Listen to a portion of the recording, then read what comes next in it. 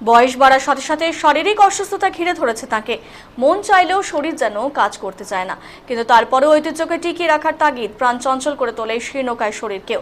আর এই তাগিদেই দীর্ঘ বছর ধরে সর্বধর্ম সমন্বয়ের অনন্য প্রতীক কোচবিহার রাজচক্র নির্মাণ করছেন তিনি। 2023 সালে এই রাজচক্র নির্মাণে তদারকি করলেও তার নির্মাণ কাজের ভার তিনি তুলে দেন তার ছেলের হাতে। তিনি আর কেউ নন, তার নাম আলতাফ মিয়া। শারীরিক অসুস্থতার কারণে বর্তমানে তিনি চিকিৎসাধীন কোচবিহার এমজেএন মেডিকেল কলেজ ও হাসপাতালে। তার সুস্থতা কামনায় শুক্রবার কোচবিহারের ঐতিহ্যবাহী মদনমোহন মন্দির সহ মসজিদ এবং গির্জায় প্রার্থনা করলেন কোচবিহারের বিশিষ্ট সমাজসেবী শঙ্কর রায়।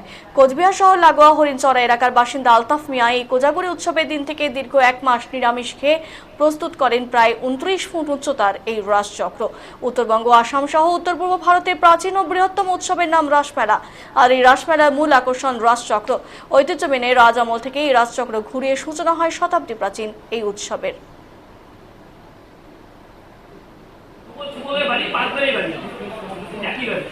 আমি আপনাকে আজকে ফোন করতে বলবেন আপনার ছেলে নাই এখানে।